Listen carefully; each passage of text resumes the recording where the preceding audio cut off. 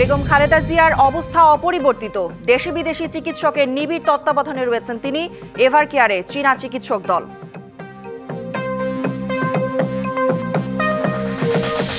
খালেদা জিয়াকে অতি গুরুত্বপূর্ণ ব্যক্তি ঘোষণা করে প্রজ্ঞাপন। শিগগির এসএসএফ নিয়োজিত। স্বাস্থ্য নিয়ে নরেন্দ্র মোদীর উদ্বেগ।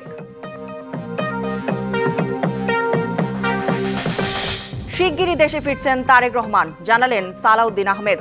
আইনগত বাধা নেই মন্তব্য আইন উপদেষ্টার।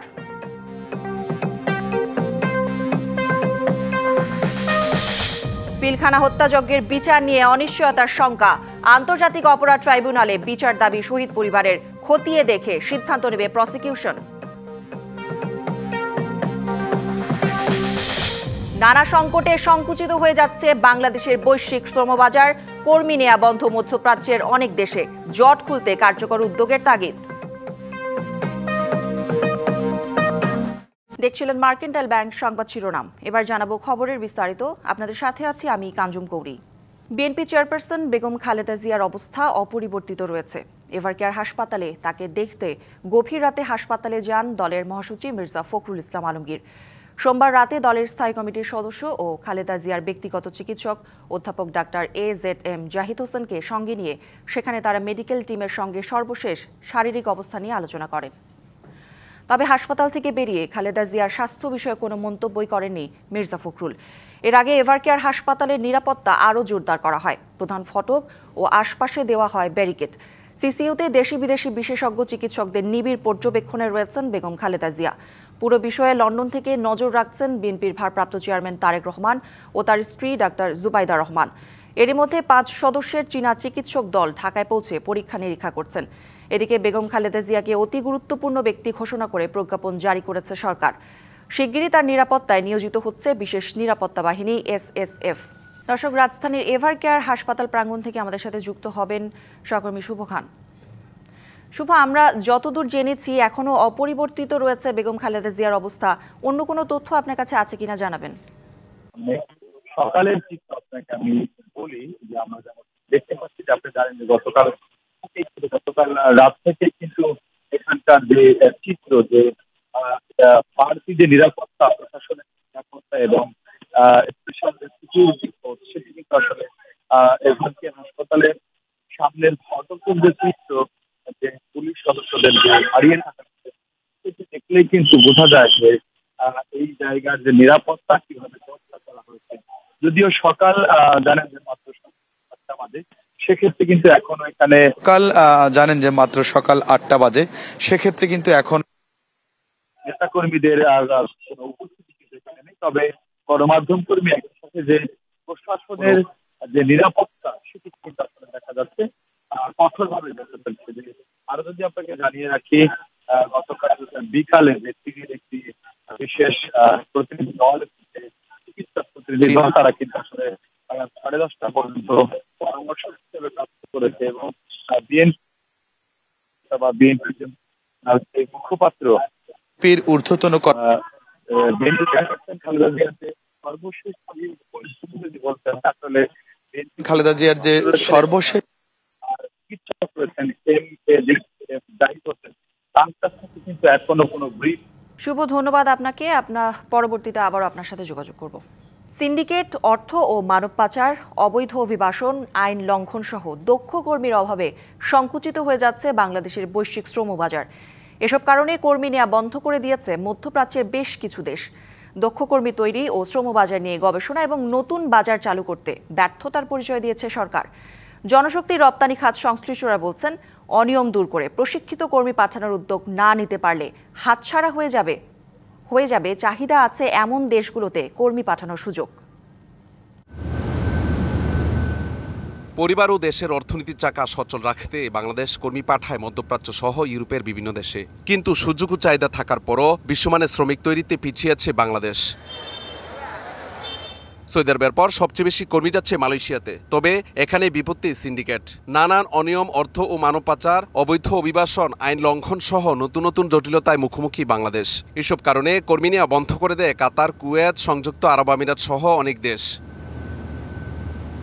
অন্তর্বর্তী সরকারও বন্ধ শ্রমবাজার চালু এবং নতুন শ্রমবাজার সম্প্রসারণে নিতে পারেনি কার্যকর উদ্যোগ। ফলে দিন দিন কমছে বিদেশি কর্মী পাঠানোর হার।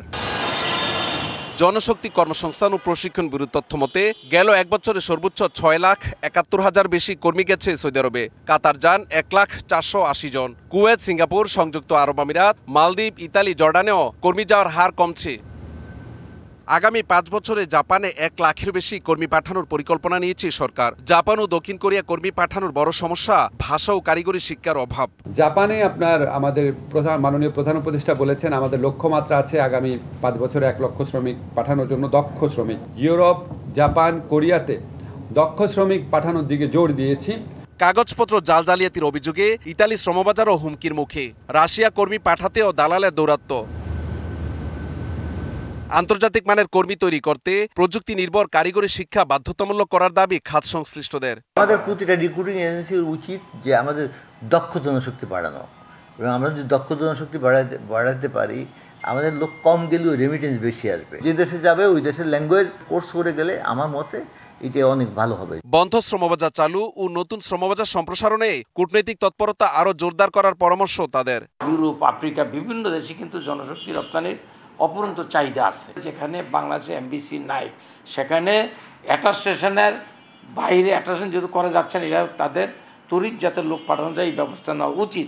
বৈদেশিক কর্মসংস্থান কমার জন্য অনিয়ম ও দক্ষ কর্মীর অভাবকে দায়ী করছে বিশেষজ্ঞ। বিকল্প বাজার খুলতে হলে আপনাকে কি করতে হবে? দক্ষ শ্রমিক তৈরি করতে হবে। এবং দক্ষ শ্রমিক তৈরি করতে পারে নার্সিং এর সেক্টরে, কনস্ট্রাকশনের সেক্টরে, যেগুলো সিলেবাস হবে ইউরোপিয়ান সিলেবাস, ওরা হিসাব পড়াবে, ওদের পরীক্ষা নিবে এবং এর মাধ্যমে আমরা পাঠাবো। বৈশ্বিক প্রতিযোগিতামূলক শ্রমবাজার টিকে থাকতে দক্ষ কর্মী তৈরিতে আরও কার্যকর পদক্ষেপ নেওয়ার তাগিদ সংশ্লিষ্টদের। Mahmudul Hasan Nazim, DBC news, Dhaka.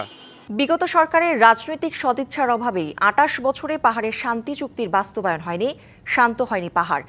ঘটছে হত্যাকাণ্ড, ঝরছে রক্ত। শান্তি চুক্তির পূর্ণাঙ্গ বাস্তবায়ন না হওয়ায় হতাশা ও ক্ষোভের জন্ম নিচ্ছে স্থানীয়দের মাঝে। দ্রুত এই চুক্তি বাস্তবায়নের আহ্বান তাদের। সশস্ত্র সংঘাতের অবসানে 1997 সালে সই হয় পার্বত্য চট্টগ্রাম চুক্তি। ঐতিহাসিক এই চুক্তিতে আদিবাসী জনগণের আত্মনিয়ন্ত্রণ, ভূমি অধিকার ও স্থানীয় শাসন ব্যবস্থার পুনর্গঠনের পথ খুলে দেওয়ার কথা ছিল। তবে বাস্তবতা ভিন্ন। বাস্তবায়ন হয়নি চুক্তির মৌলিক ধারাগুলোই।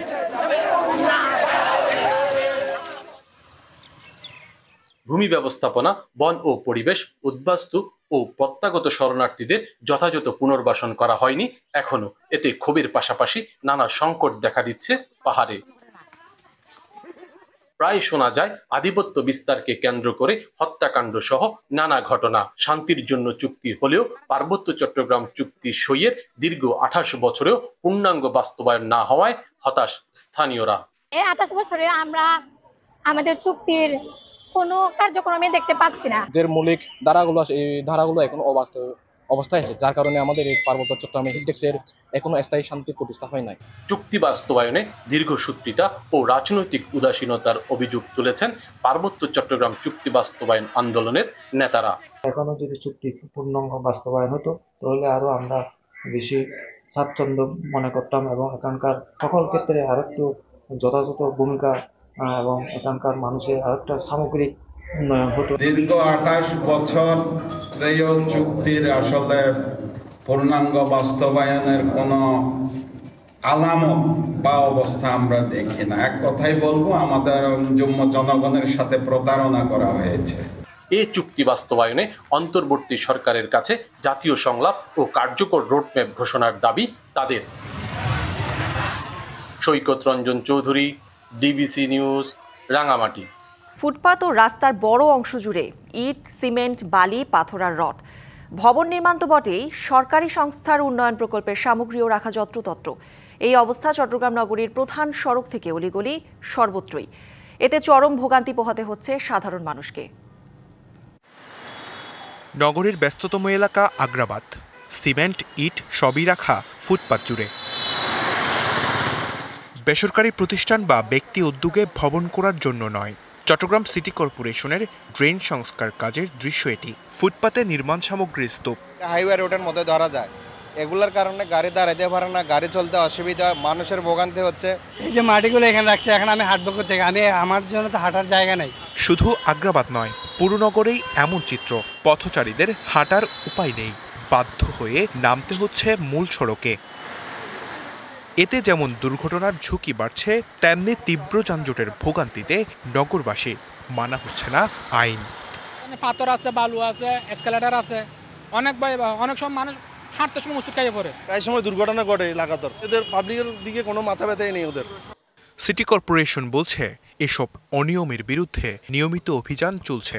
আরও বাড়ানো হবে ম্যাজিস্ট্রেটের সংখ্যা। আমাদের প্রধানকৃত নির্বাহী ম্যাজিস্ট্রেট এবং স্পেশাল ম্যাজিস্ট্রেট ছাড়াও আমরা আরও 7 জনের মোবাইল কোর্টের পাওয়ার নিয়ে এসেছি। ওদেরকে আমরা অঞ্চল ভাগ করে দিয়েছি। প্রতিদিনই জরিমানা করছে, প্রতিদিনই 1-2টা অঞ্চলে অভিযানগুলো চালানো হচ্ছে। জনদুর্ভোগ লাঘবে সেবা সংস্থাগুলোর আরও কার্যকর ভূমিকা চান নগরবাসী। DBC news desk. নরসিংদীর মনোহরদী পৌরসভায় ময়লা ফেলার নির্দিষ্ট স্থান না থাকায় রাস্তার পাশে তৈরি হয়েছে ময়লার ভাগাড়, যা থেকে নির্গত দুর্গন্ধ নষ্ট করছে পরিবেশ। শুধু তাই নয়, বিভিন্ন ধরনের রোগে আক্রান্ত হচ্ছে স্থানীয়রা। সবচেয়ে বেশি স্বাস্থ্য ঝুঁকিতে শিশু ও বৃদ্ধরা। নরসিংদীর মনোহরদী পৌরসভা 2002 সালে 9টি ওয়ার্ড নিয়ে এটি গঠন করা হয়। 6.66 কিলোমিটার আয়তনের পৌরসভায় প্রায় 20,000 মানুষের বসবাস। তবে এই বিশাল জনসংখ্যার জন্য নেই নির্দিষ্ট বর্জ্য ব্যবস্থাপনা। পৌরসভার 5 নম্বর ওয়ার্ডের কোনাপাড়ায় ইটাখোলা মঠখোলা সড়কের পাশে অস্থায়ী ময়লার ভাগাড় তৈরি করে সেখানে ফেলা হচ্ছে পৌরসভার সকল বর্জ্য। ভাগাড়ির কারণে স্বাস্থ্য ঝুঁকিতে পড়ছেন সড়ক দিয়ে চলাচল করা শিক্ষার্থী ও এলাকাবাসী। আর এই ময়লার বেশি অসুবিধা, চলাফেরা খুব অসুবিধা। আশেপাশে মানুষেরও অসুবিধা হয় এই ময়লার জন্য। এই ময়লা আবর্জনা গুলার জন্য আমাদের এই জায়গার চারপাশে যে জায়গা আছে, এই জায়গার দামটাও অনেকটা নিম্ন হয়। ভাগাড়ির পাশের ফসলি জমিতে ফসল উৎপাদনেও দেখা দিয়েছে ব্যাঘাত। এছাড়া প্রতিদিন পৌরসভার ময়লা আবর্জনা ছাড়াও মৃত প্রাণীদের দেহাবশেষ ফেলা হয় এই ভাগাড়ে। বিভিন্ন রোগে বেশি আক্রান্ত হচ্ছে শিশু ও বৃদ্ধরা। যাতায়াত করলে আশেপাশের বাচ্চা কাচ্চা আছে, ছেলে মেয়ে আছে, ওদেরও অনেক অসুখ বিসুখ হয়। ময়লা লাগিয়ে যাওয়া আসা অনেক দুর্গন্ধ হয়, যেমন জানা না হাত ধরে যেমন লাগে। আমরা অনেক সময় এক হাতে স্টার্টিং ধরা থাকে এবং নাকে ধরলে গাড়ির দুর্ঘটনার সম্ভাবনা থাকে। যদিও বর্জ্য ব্যবস্থাপনার ক্ষেত্রে মনোহরদীকে একটি মডেল পৌরসভায় পরিণত করার চেষ্টা চলছে বলে জানিয়েছেন পৌর প্রশাসক। খুব শীঘ্রই আমাদের এখানে চালাকচর ইউনিয়নে এখানে একটি সমন্বিত বর্জ্য ব্যবস্থাপনার একটি প্ল্যান্ট স্থাপন করার একটা উদ্যোগ নেওয়া হয়েছে। তারপর আমাদের জায়গা থেকে চেষ্টা করছি যাতে মনোহরদী পৌরসভাটিকে একটি সুন্দর এবং যে বর্জ্য ব্যবস্থাপনার জন্য একটি মডেল পৌরসভা হিসাবে আমরা দাঁড় করাতে পারি, সেটির জন্য আমরা কাজ করছি। বর্জ্য ফেলার পরিবেশ বান্ধব পদ্ধতি ব্যবহার করে সড়কের পাশ থেকে ময়লার ভাগাড় সরানোর দাবি এলাকাবাসীর। DBC news desk. বাগেরহাটে মোড়ে মোড়ে মৌসুমী পিঠাপুলির পসরা জানান দিচ্ছে শীতের বার্তা। সন্ধ্যা নামলেই ভিড় জমে দোকানে দোকানে। রাস্তার পাশে দাঁড়িয়ে ধোয়া ওঠা পিঠার স্বাদ নেন ভোজনপ্রেমীরা। আর ভালো লাভ হওয়ায় খুশি বিক্রেতারা। মাটির চুলায় গরম ভাপে চালের গুঁড়া, খেজুর গুড়, নারকেল দিয়ে তৈরি হচ্ছে ভাপা পিঠা। কোথাও আবার শুটকি, ধনেপাতা, কালোজিরা সহ বাহারি পদে ভর্তা বানিয়ে সাজিয়ে রাখা হয়েছে চিতই পিঠা খাওয়ার জন্য।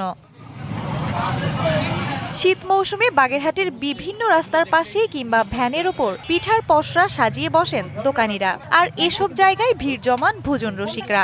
চিতাই পিঠা, ভাপা পিঠা এবং চিতিয়া পিঠার সাথে আমরা বিভিন্ন ধরনের ভর্তা দিয়ে খেতে খুবই ভালো লাগে। অনেকে রাস্তায় দাঁড়িয়ে ধোয়া ওঠা পিঠার স্বাদ নেন, কেউ নিয়ে যায় পরিবারের জন্য।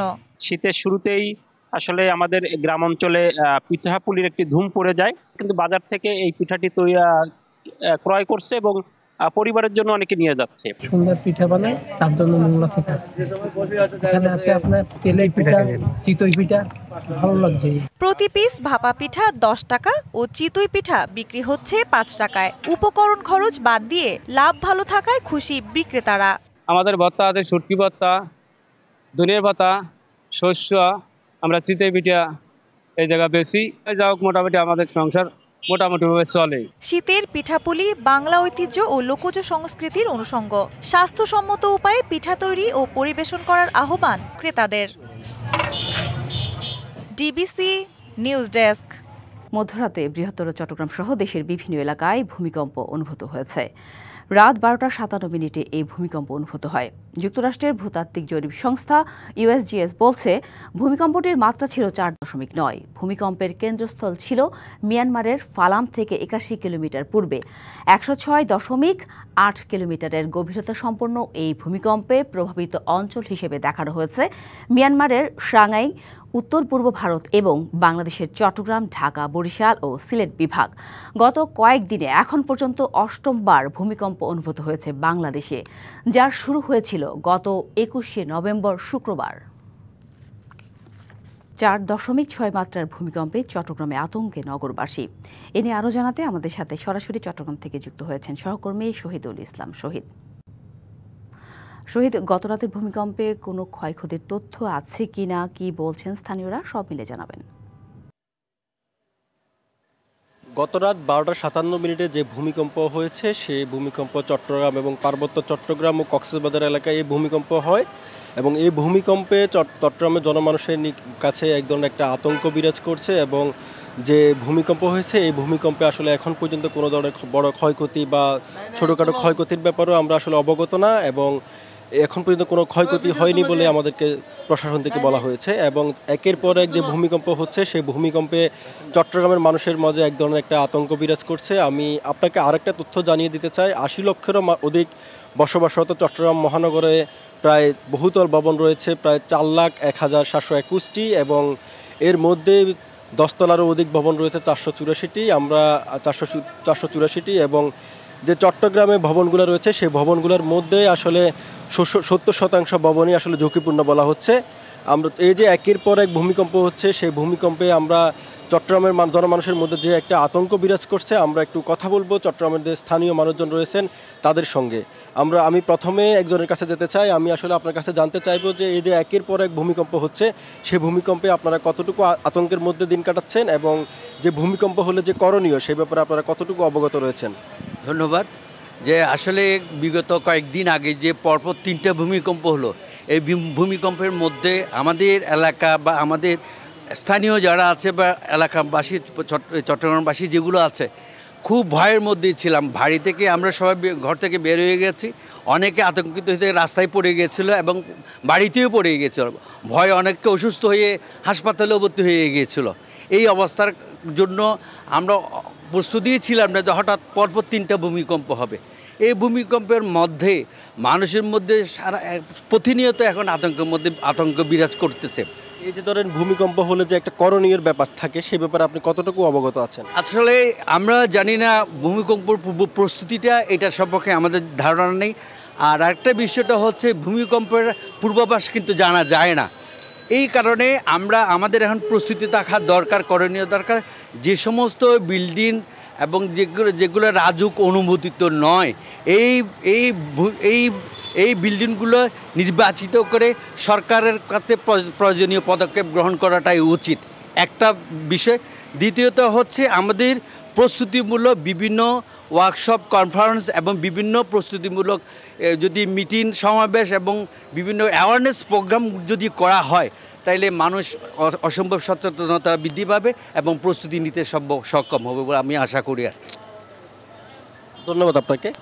এই যে শুনছিলেন চট্টগ্রামের মানুষ আসলে একের পর এক যে ভূমিকম্প হচ্ছে পুরো দেশে সেই ব্যাপারে চট্টগ্রামের মানুষ অনেকটা আতঙ্কের মধ্যে দিন কাটাচ্ছে। তারা আসলে জানেন না যে ভূমিকম্প হলে যে কি করণীয় বা কি করতে হবে সেই ধরনের আসলে কোনো কিছুই তারা জানেন না এবং তারা বলছেন যে সরকার থেকে এক ধরনের একটা প্রোগ্রাম বা প্রশাসন থেকে এক ধরনের একটা প্রোগ্রাম আরম্ভ করলে আমরা জানতে পারবো আসলে ভূমিকম্প হলে মানে কি পর্যায়ে এবং কি করণীয় আমাদের থাকবে সেই ব্যাপারে আমরা জানতে পারবো।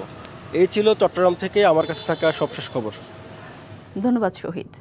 সরকারি মাধ্যমিক ও প্রাথমিকের শিক্ষকদের কর্মবিরতি কর্মসূচি চালিয়ে যাওয়ার ঘোষণায় বেশিরভাগ স্কুলে বার্ষিক পরীক্ষা হচ্ছে না।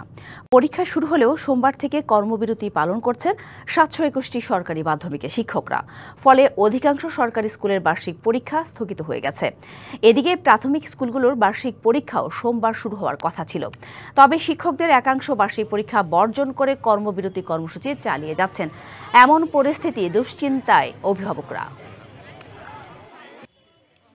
রংপুরে সরকারি মাধ্যমিকের বিদ্যালয়ের শিক্ষকদের কর্মবিরতির খবর জানাতে সরাসরি যুক্ত হয়েছেন সহকর্মী মাজেদ মাসুদ। কথা বলব তার সাথে।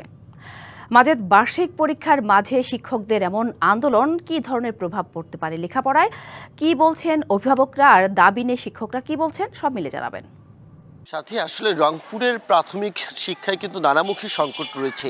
এই সংকটের মধ্যে এমন একটি আন্দোলন প্রাথমিক শিক্ষায় কিন্তু ব্যাপক প্রভাব ফেলেছে। আপনি নিশ্চয়ই জানেন যে রংপুরের যে 8 বিভাগ রয়েছে, 8 বিভাগে প্রায় 9,500 সরকারি প্রাথমিক বিদ্যালয়ে 19 লাখ শিক্ষার্থী পড়াশোনা করে। একই তো শিক্ষক সংকট প্রকট আকার ধারণ করেছে এই অঞ্চলে। অন্যদিকে আমরা দেখছি যে শিক্ষকদের তাদের যে ন্যায়সঙ্গত যে দাবি, সেই দাবি নিয়ে দীর্ঘ সময় আন্দোলনে থাকায় কোমলমতি শিক্ষার্থী পড়াশোনায় একটি নেতিবাচক প্রভাব পড়েছে। আমরা দেখছি যে গতকাল থেকে রংপুর বিভাগে এই কর্মবিরতি, পূর্ণ দিবস কর্মবিরতি পালন করায় কোথাও কোথাও কিন্তু বার্ষিক পরীক্ষা বর্জন করে বা স্থগিত করেই এই আন্দোলন চলছে। এই মুহূর্তে রয়েছে রংপুর নগরীর সেনপাড়া সরকারি প্রাথমিক বিদ্যালয়ে।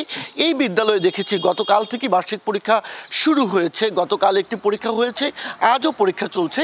তবে এই পরীক্ষায় যারা সহকারী শিক্ষক রয়েছেন তারা পরীক্ষা বর্জন করেছেন ঠিকই, প্রধান শিক্ষক স্বপ্রণোদিত হয়েই কিন্তু তাদের কার্যক্রম চালু রেখেছেন। আমরা একটু কথা বলতে চাই বিদ্যালয়ের প্রধান শিক্ষক মুশফিকুর রহমানের সাথে, জানতে চাই এই বিদ্যালয়ে তো আপনাদের সহকারী শিক্ষকরা আন্দোলনে রয়েছেন, বার্ষিক পরীক্ষা কিভাবে চালাচ্ছেন, কি প্রভাব পড়ছে? বার্ষিক পরীক্ষাটা আমি নিজের উদ্যোগে চালাচ্ছি। সহকারী শিক্ষকরা তাদের দাবির প্রেক্ষিতে যেহেতু কর্মবিরতি পালন করছেন, যেহেতু বার্ষিক পরীক্ষা, সে কারণে এই পরীক্ষাটা আমি নিজ উদ্যোগে নিচ্ছি। একটু আপনার কাছে জানতে চাই, এই যে বিদ্যালয়ের প্রধান শিক্ষক সব প্রণোদিত হয়ে বার্ষিক পরীক্ষা নিচ্ছেন, আন্দোলন তো চলছে, এই কর্মবিরতিতে তার এই উদ্যোগকে কিভাবে দেখেন এবং একই সাথে আপনার দাবির সপক্ষে কি বলবেন? আমরা যেহেতু একটা স্কুলে টিম ওয়ার্ক করি, অতএব আমাদের প্রধান শিক্ষকের উচিত আমাদেরকে সমর্থন করা, আমাদের প্রজ্ঞাপন জারি না হওয়া পর্যন্ত আমাদের সঙ্গে থাকা। একটু আপনার কাছে জানি, বিদ্যালয়ে আপনারা তো কর্মবিরতি পালন করছেনই, এতে আসলে শিক্ষার উপরে কি প্রভাব পড়তে পারে? আসলে কিছুটা প্রভাব তো পড়বেই, কিন্তু আমরা আমরা এখন বাধ্য হয়েই এটা আমাদের করতে হচ্ছে, কর্মবিরতি পালন করতে হচ্ছে। হলেও আমরা ওটা পোষাই দিব, পরে আমাদের কাছে কোনো কিছুই তেমন ব্যাপার না, আমরা করে দিব। অভিভাবকদের পক্ষ থেকে কোনো চাপ অনুভব করেন কিনা? না, সেরকম না, ওনারা আমাদের উপর ওনাদের আস্থা আছে, ওনারা বুঝতে পারেন যে আমরা এটা ঠিক করে দিব আর কি পরে। অনেক ধন্যবাদ। সাথী, রংপুর বিভাগের যে 8টি জেলা রয়েছে, এখানে প্রায় 9,500 বিদ্যালয়ে 54,000 শিক্ষক কিন্তু তারা কর্মরত রয়েছেন। তবে যে বিষয়টি আমরা দেখেছি যে এই 54,000 শিক্ষকদের মধ্যে প্রায় 3,000 শিক্ষক সংকট রয়েছে। অধিকাংশ বিদ্যালয়ে প্রধান শিক্ষক নেই, ফলে সহকারী শিক্ষক যারা তারা দায়িত্ব নিয়েই প্রধান শিক্ষকের দায়িত্ব পালন করছেন। তাছাড়া প্রাথমিক বিদ্যালয়গুলোতে নারী শিক্ষিকার সংখ্যাই কিন্তু বেশি, ফলে মাতৃত্বকালীন ছুটির একটি ব্যাপার থাকে। ফলে পুরো বছর জুড়েই আমরা দেখছি শিক্ষক সংকট এবং নানা রকম সংকট নিয়ে এই রংপুর অঞ্চলের প্রাথমিক শিক্ষা চলছে। এর মাঝে এমন একটি আন্দোলনের ফলে কোথাও কোথাও বেশিরভাগ স্কুলেই কিন্তু বার্ষিক পরীক্ষা বন্ধ হয়ে গেছে। ফলশ্রুতিতে কোমলমতি শিক্ষার্থীদের শিক্ষা ব্যবস্থায় নেতিবাচক প্রভাব পড়ছে। বিষয়টিকে অভিভাবকরা খুব ইতিবাচক দৃষ্টিতে না দেখলেও তারা যে বিষয়টি বলছেন, শিক্ষকদের যে 3 দফা দাবি, এই দাবি খুবই যৌক্তিক। তারা চান সরকার যেন এই দাবি মেনে নিয়ে দ্রুত সময়ের মধ্যে এই অচল অবস্থার নিরসন করে। তো আমরা দেখছি আজকে দ্বিতীয় দিনের মতো কর্মবিরতি চলছে। দেখা যাক শেষ পর্যন্ত কোথায় কোথায় পরীক্ষা অনুষ্ঠিত হয় এবং কোথায় বন্ধ থাকে। সাথী, ধন্যবাদ মাজেদ। নগরায়নের থাবায় বন্দরনগরী চট্টগ্রামে দিন দিন কমছে কৃষি জমি। নগরায়নের পাশাপাশি চাষের জন্য পানি ও সেচ ব্যবস্থার অপ্রতুলতার কারণে কমছে আবাদ। অন্যদিকে উপকূলীয় অঞ্চলের কৃষি জমিতে লবণাক্ততা বেড়ে যাওয়া এবং শুষ্ক মৌসুমে চর জেগে উঠায়ও আবাদ কমেছে ফসলি জমির। উন্নত প্রযুক্তিতে চাষাবাদের মাধ্যমে ফলন বাড়ানোর চেষ্টা চলছে বলে জানান কৃষি কর্মকর্তা। বন্দরনগরী চট্টগ্রাম 41টি ওয়ার্ড নিয়ে গঠিত সিটি কর্পোরেশন। একসময় চাষাবাদ হতো নগরীর বেশ কিছু জায়গায়, কিন্তু আবাসন নির্মাণ সহ নানা কারণে দখল হয়েছে এসব জমি। এখন পতেঙ্গা, ডবলমুরিং ও পাঁচলাই সহ নগরীর অল্প কিছু জমিতে হয় কৃষিকাজ। কৃষি বিভাগের হিসেবে চলতি বছর 688 হেক্টর জমিতে আমন ধান চাষাবাদের লক্ষ্য থাকলেও আবাদ হয়েছে মাত্র 477 হেক্টর জমিতে। উপকূলীয় এলাকায় বর্ষা মৌসুম ছাড়া অন্যান্য সময় চর জেগে ওঠা এবং উর্বরতা কমে আসায় কমেছে চাষাবাদ। পালং শাক, লাল শাক, মূলা শাক, কফি শাক, বাংলা হদু কি সাংম মাছে তোরা কিছু জমি না থাকলে চট্টগ্রামে শাক যদি ইনপুট করে আনে 100 টাকা কেজি তো পোষাতে পারবে। ধানের পাশাপাশি কমছে শাকসবজির চাষও। লাল শাক, পালং শাক, ফুলকপি ও বাঁধাকপি সহ নানা শীতকালীন সবজি গত অর্থ বছরে 873 হেক্টর জমিতে আবাদ হলেও তা কমে এবার চাষ হয়েছে 855 হেক্টরে। অপরিকল্পিত নগরায়নের পাশাপাশি চাষাবাদ কমে যাওয়ার অন্যতম কারণ সুয়ারেজ সমস্যা, পানি সংকট ও সেচ ব্যবস্থার অপ্রতুলতা। ইরিগেশনের জন্য যে উপযোগী পানি সেটা কিন্তু আমাদের এখানে অপ্রতুল, কারণ এই ড্রেনের পানি এবং আপনার সুয়ারেজ পানিগুলো আপনার কৃষির জন্য উপযোগী না। তো যেখানে আমাদের সারফেস ওয়াটার কিংবা গ্রাউন্ড ওয়াটার আছে সেগুলো ব্যবহার করে আমরা কৃষির জন্য পরামর্শ দিয়ে আসছি। এই সেচ ব্যবস্থাটা উন্নত করার জন্য আমরা ইতিমধ্যে বিএডিসির সাথে যোগাযোগ করেছি। উন্নত প্রযুক্তি ও নতুন জাত দিয়ে চাষাবাদের মাধ্যমে ফলন বাড়ানো এবং কৃষি জমি রক্ষায় সংশ্লিষ্ট কর্তৃপক্ষ ভূমিকা রাখবে এমন প্রত্যাশা নগরবাসীর। Mujibul Haque, DBC news, Chittagong. নওগাঁয় রাসায়নিক সারের কৃত্রিম সংকট তৈরি করে দাম বাড়িয়েছে একটি চক্র। সরকার দাম নির্ধারণ করে দিলেও অতিরিক্ত গুনতে হচ্ছে 250 থেকে 500 টাকা। কৃষকের অভিযোগ, শক্তিশালী এই চক্রের নিয়ন্ত্রণ সার ডিলারদের হাতে। অভিযোগ পেলে আইনগত ব্যবস্থা নেওয়ার কথা জানিয়েছে কৃষি বিভাগ। শস্য ভাণ্ডার হিসেবে পরিচিত উত্তরের জেলা নওগাঁ। দেশে ধান ও সবজির চাহিদার একটি বড় অংশ পূরণ করেন এই জেলার কৃষক। কিন্তু রবি মৌসুমের শুরুতে দেখা দিয়েছে সার সংকট। অভিযোগ আছে, স্থানীয় ডিলার ও খুচরা ব্যবসায়ীরা কৃত্রিম সংকট তৈরি করে নির্ধারিত দামের চেয়ে বেশি দামে সার বিক্রি করছেন। প্রতি বস্তায় গুনতে হচ্ছে 250 থেকে 500 টাকা বেশি। আজকে ডিএপি সার কিনলাম সেটা 1500 টাকা বস্তা নিচ্ছে। 200 টাকা ডিএপি নিচ্ছে 700 টাকা। কত হবে না, তুমি চল আমার কাছে নাই। সারের অতিরিক্ত দাম ও সংকটের কারণে ব্যাহত হচ্ছে আলু, সরিষা, গম সহ শীতকালীন ফসল উৎপাদন। খরচ বেড়ে যাওয়ায় লোকসান গুনতে হচ্ছে কৃষককে। কৃষকের জ্বালা এটা, টাকা দিয়ে একবারে তুলে আনলে ইচ্ছা মতো ছিটানো যায়, কিন্তু সেটা পাচ্ছি না আমরা। এখন সরকারের দোষ না যারা রাখতেছে তার দোষ, কার দোষ সেটা তো আমরা বলতে পারবো না। ই নাই বিভিন্ন জিনিস নাই, না থাকার জন্যই তো আমাদের এই দুধ চাষ আবাদ করতে পারছি না। অভিযোগ পেলে ব্যবস্থা নেওয়ার আশ্বাস কৃষি বিভাগের। যদি আপনারা আমাদেরকে একদম সুনির্দিষ্টভাবে বলতে পারেন যে অমুক ডিলার এত টাকা বেশি নিল অমুক গ্রাহকের কাছ থেকে, তাহলে আমরা অবশ্যই ব্যবস্থা নেব। কৃষি বাঁচাতে দ্রুত সিন্ডিকেট ভেঙে বাজারে স্থিতিশীলতা ফেরানোর দাবি কৃষকদের। DBC news desk. নওগাঁয় রাসায়নিক সারের কৃত্রিম সংকট তৈরি করে দাম বাড়িয়েছে একটি চক্র। সরকার দাম নির্ধারণ করে দিলেও অতিরিক্ত গুনতে হচ্ছে 250 থেকে 500 টাকা। কৃত্রিম সংকট নিয়ে আরও জানাতে আমাদের সাথে সরাসরি যুক্ত হয়েছে সহকর্মী একে সাজু। সাজু, সরকার দাম নির্ধারণ করে দেওয়ার পরও কেন অতিরিক্ত দামে সার কিনতে হচ্ছে কৃষকদের, কি বলছেন তারা, আর অনিয়ম নিয়ে কৃষি বিভাগই বা কি বলছে? জান্নাত সাথী, আপনাকে একটা নওগাঁর যে চিত্রটা, সারের যে সংকট বা সারের কৃত্রিম সংকট, এটির একটি বিস্তারিত না বললেই নয়। নওগাঁ কিন্তু 11টি উপজেলা নিয়ে এই নওগাঁ শহর, নওগাঁ জেলা গঠিত। এই 11টা উপজেলায় কিন্তু কৃষি প্রধান অঞ্চল। এই কৃষি প্রধান অঞ্চল 12 মাসেই সারের প্রয়োজন পড়ে বা প্রয়োজন থাকে। এরই প্রেক্ষিতে নওগাঁতে আপনার বিএডিসির 104টি এবং বিসিআইসির 126টি ডিলারের মাধ্যমে প্রান্তিক কৃষকের মাঝে কিন্তু এই সার বিতরণের জন্য সরকার এদেরকে এই ডিলারশিপ নিয়োগ করা হয়েছে। এইসব ডিলারশিপ নিয়োগ করা হওয়ার পরে দীর্ঘদিন ধরে তারা করে আসছে। এই কারণেই তারা একটা শক্ত সিন্ডিকেট করতে সক্ষম হয়েছে। এখন যেটা আমরা লক্ষ্য করতেছি যে সারের যে সংকট, সারের সংকট, কৃত্রিম সংকট তৈরি করে সার নেই বা যার প্রয়োজন একাধিক বস্তা তাকে ভোটার আইডি বা এনআইডি কার্ড নিয়ে তাকে এক বস্তা দেওয়া হচ্ছে বা প্রয়োজনের তুলনায় অনেক কম দেওয়া হচ্ছে। কিন্তু এই কৃষকই যখন আবার বাড়তি টাকা দিচ্ছে, তাদের কাছ থেকেই বাড়তি দামে সেই সারগুলো মিলছে। আপনি জেনে থাকবেন নওগাঁয় যে এমওপি সরকার 1000 টাকা বস্তা, 50 কেজির বস্তায় 20 টাকা কেজি হিসেবে 1000 টাকা 50 কেজির বস্তায় 1000 টাকা দরে বিক্রি করার কথা থাকলেও এটি 1200 টাকা থেকে 1250 টাকায় বিক্রি করছেন। এবং ডিএপি 21 টাকা কেজি, অর্থাৎ 50 কেজির বস্তায় 1050 টাকা বিক্রি করার কথা থাকলে এটি 1500 টাকা, সর্বোচ্চ 1500 টাকায় বিক্রি হচ্ছে। আমরা এটি নওগাঁর সদর উপজেলা, আত্রাই, রানীনগর, বদলগাছি এবং মান্দাই উপজেলায় দেখেছি। এবং আরও একটি অভিযোগ আমাদের কাছে স্পষ্ট হয়েছে যে এই উপজেলার বা এই জেলার সার আমাদের পার্শ্ববর্তী রাজশাহীতে যাচ্ছে। আর এই কারণেই সংকটটা আরও প্রকট আকারে ধারণ করছে। যদিও এখন ডিএপি সার, এমওপি সার এইসবের চাহিদা বাড়ছে। সামনে ইরিবোরো মৌসুম শুরু হবে। ইরিবোরো মৌসুমে এই সংকটটি আরও প্রকট আকারে ধারণ করবে বলে কৃষকরা মনে করছেন।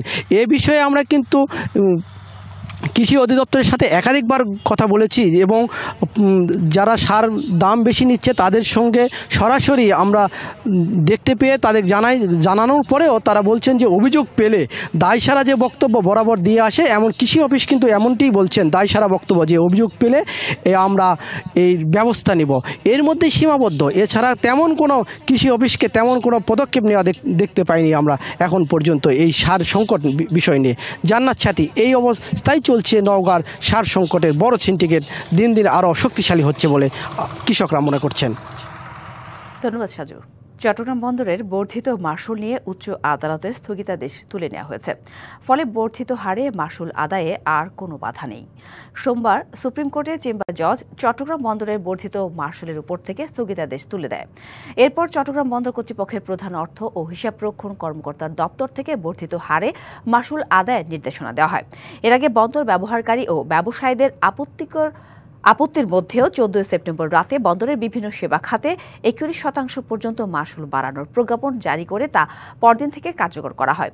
নতুন হারে মাশুল নির্ধারণের প্রস্তাবের পর থেকেই আপত্তি জানিয়ে আসছে বন্দর ব্যবহারকারীরা। দুই দেশের উত্তেজনা বন্ধে সিরিয়ার সাথে ইসরায়েলের দৃঢ় সংলাপ চালিয়ে যাওয়ার কথা বলেছেন মার্কিন প্রেসিডেন্ট ডোনাল্ড ট্রাম্প। ট্রুথ সোশ্যালে দেয়া বিবৃতিতে তিনি একথা বলেন। ট্রাম্প সতর্ক করে বলেন, সিরিয়ার অগ্রগতির পথে এমন কোনো পদক্ষেপ নেওয়া চলবে না যা দেশটিকে সমৃদ্ধ রাষ্ট্রে পরিণত হওয়ার প্রক্রিয়াকে ব্যাহত করে। এর কয়েকদিন আগেই ইসরায়েল সিরিয়ায় নতুন হামলা চালায়। রাজধানী দামেস্কের উপকণ্ঠে এই হামলায় 13 জন নিহত হয়। সিরিয়ার নতুন সরকার এই ঘটনাকে যুদ্ধাপরাধ বলে আখ্যা দিয়েছে, যদিও ট্রাম্প তার পোস্টে সরাসরি ওই হামলার উল্লেখ করেননি। গত বছর বাশার আল আসাদের পতনের পর সিরিয়ার দক্ষিণ অংশে দখল বিস্তারের ধারাবাহিকতায় ইসরায়েল সাম্প্রতিক মাসগুলোতে বেশ কয়েকটি অভিযান চালিয়েছে।